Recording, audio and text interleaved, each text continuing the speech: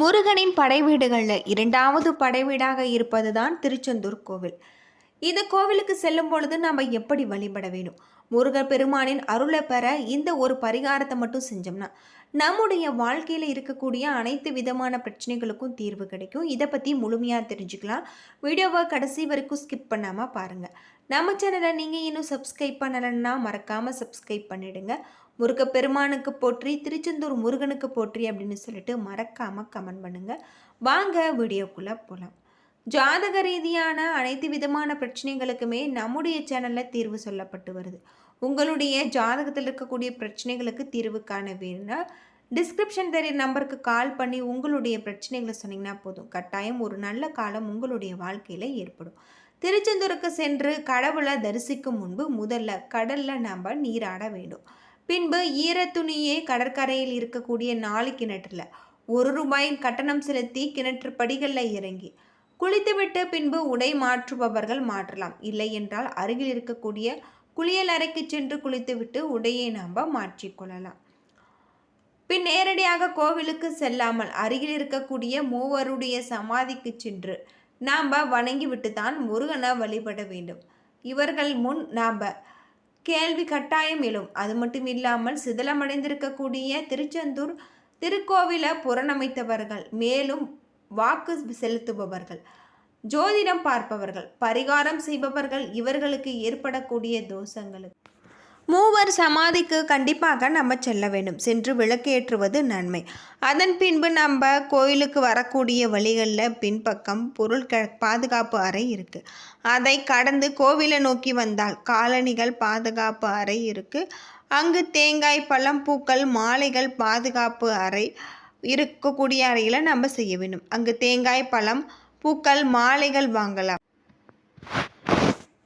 இந்த தூத்துக்குடி பகுதிகளில் பூக்கள் வெளி மாவட்டங்களில் இருந்து வருவதாகவும் சொல்லப்படுது. முருகன் கோவிலுக்கு வந்து இலவச தரிசனம் அல்லது கட்டணம் தரிசனம் நாம் செய்யலாம். அர்ச்சனை செய்பவர்களுக்கு சீட்டு கவுண்டரில் நம்ம வாங்கி கொள்ளப்படும். கட்டணம் நாம் தரிசனம் செய்வதன் மூலம் முருகனுடைய பக்தர்கள் என்று உட்கார நம்ம தரிசனம் செய்து அனுமதிப்பாங்க. இந்த நிலையில் கோவில் உள்ளே செல்பவர்களுக்கு டிக்கெட் கவுண்டரில் நுழையும் போது உங்களுடைய அர்ச்சகர்கள் 100 அல்லது 200 செலுத்தினார் நேரடியாக அழைத்து செல்பவர்களுடன் என்று சொல்லப்படுது. அது மட்டும் இல்லாமல் இந்த திருச்செந்தூர் முருகன் கோவில் கடற்கரையில் அமைந்திருப்பது தனி சிறப்புக்குரிய ஒன்று அப்படின்னே சொல்லலாம். 60 வீடுகளில் 5 மலையின் மேல் திருச்செந்தூர் மட்டுமே கடற்கரையில் அமைந்திருப்பது தனி சிறப்புக்குரிய ஒன்றாக இருக்குது. முருகப்பெருமானின் அறுபடை வீடுகளில் அதிகமான பக்தர்களால் போற்றி கொண்டாடப்படும் தலமாக இருப்பது திருச்செந்தூர். முருகப்பெருமானின் அவதார நோக்கம் நிறைவேறிய தலமாக கருதப்படுது. முருகப்பெருமான் தவக்கோலத்தில் சிவபூஜை செய்த நிலையில் கோவிலில் தாமரை மலருடன் காட்சி தரக்கூடிய ஒரு தலம். அது மட்டும் இல்லாமல் திருச்செந்தூர் திருத்தலம் தான். இங்கு கோவில் பக்தர்கள் முறையாக முருகனை வழிபட்டு வந்தோம்னா நம்முடைய வாழ்க்கையில் நல்ல ஒரு மாற்றம் ஏற்படும். முருகன் அனுமதித்தால் மட்டுமே திருச்செந்தூர் செல்ல முடியும், குலதெய்வம் செல்ல முடியும். அது மட்டும் இல்லாமல் இந்த காலகட்டத்தில் இந்த முருகப்பெருமானின் அருள் கிடைக்க நாம் முருகனுக்குரிய மந்திரங்களை சொல்வது ரொம்பவும் நல்லது அப்படின்னு சொல்லலாம். இந்த காலகட்டம் முழுவதுமே நாம் முருகப்பெருமானுக்கு வெற்றிலை தீபம் ஏற்றி வழிபட்டு வருவதன் மூலம் தீராத நோய்கள் தீரும் என்பது ஐதீகமாக இருக்குது. முருகனின் நாமங்களை மட்டுமே நாம் மனதார உச்சரித்து கொண்டு கடிகாரம் பார்த்து வணங்க வேண்டும். பல வியாதி நோய்கள், செய்வினைகள், தோஷங்கள் நீங்க நாம் முருகப்பெருமானை வழிபடுவது சிறப்பு. அது மட்டும் இல்லாமல் இந்த காலகட்டம் முழுவதுமே முருகப்பெருமானின் அருள் நமக்கு தொழிலில் இருக்கக்கூடிய பிரச்சனைகள் சரியாகும், வருமானம் பெருக்கவும், நல்ல ஒரு செய்திகள் தேடி வரவும், இன்று கொடுக்கும் விலை உங்களுடைய வாழ்க்கையில் நல்ல ஒரு மாற்றத்தை ஏற்படுத்தும். அது மட்டும் இல்லாமல் ஜாதகத்தில் இருக்கக்கூடிய பிரச்சனைகளுக்கும் நல்ல ஒரு தீர்வு முருகப்பெருமானின் அருளால் கிடைச்சிருக்கு அப்படின்னு சொல்லலாம். பொதுவாக உங்களுடைய தொழிலில் இருக்கக்கூடிய பிரச்சனைகள் அனைத்திற்குமே திருச்செந்தூர் வந்து வழிபட்டு சென்றீங்கன்னா கட்டாயம் ஒரு நல்ல தீர்வு கிடைக்கும். ஜாதகத்தில் குருவால் வரக்கூடிய பிரச்சனை அனைத்துமே சரியாகும். பிறகு கோவிலில் உட்கார்ந்து உள்ள வள்ளி தெய்வானை, சண்டிகேஸ்வரர், நடராஜர், சனி பகவான், பைரவரை வழிபட வேண்டும். அது மட்டும் இல்லாமல் சிவபெருமான தரிசனம் செய்ய வேண்டும். இந்த காலகட்டம் முழுவதுமே முருகப்பெருமானின் அருள் உங்களுக்கு முழுவதுமாக கிடைக்கக்கூடிய வகையில் தான் உங்களுக்கு சொல்லப்பட்டிருக்கு. பாலசுப்பிரமணியர் இங்கு சம்ஹாரமூர்த்தி மற்றும் சக்கரத்தாழ்வார் லிங்கமாக இருக்கக்கூடிய சிவபெருமான தரிசனம் செய்ய வேண்டும். அது மட்டும் இல்லாமல் இங்கு பள்ளி கொண்டிருக்கக்கூடிய பெருமாளை வழிபாடு செய்ய வேண்டும். வீட்டிலிருந்து புறப்படும் பொழுது ₹1 நாணயம் அல்லது வெள்ளை துணியில் மஞ்சள் தடவி எடுத்து வர வேண்டும்.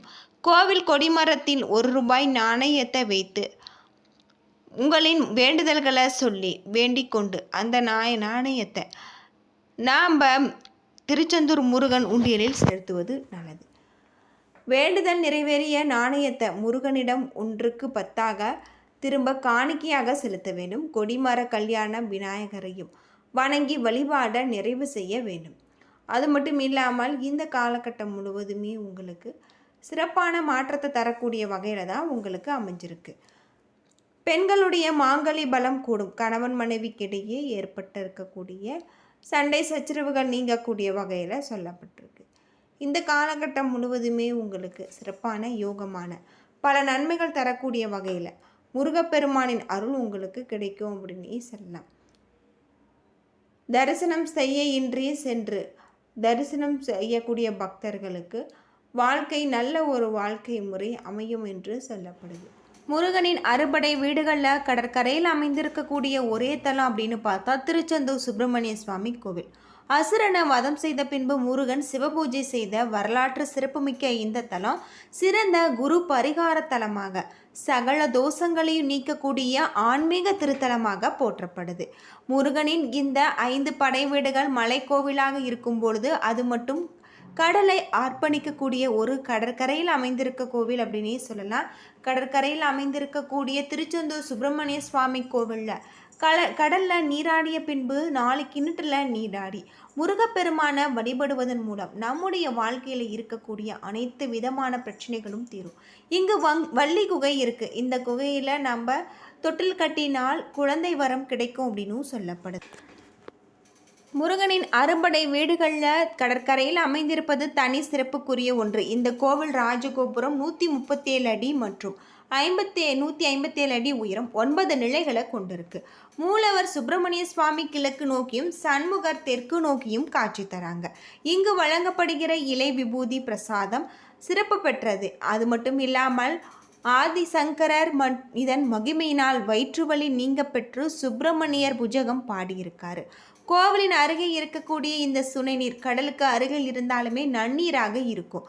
இது புனித நீராக கருதப்படுது. இந்த கிணற்று நீரை முருகப்பெருமானே உருவாக்கியிருக்காரு அப்படின்னே சொல்லலாம்.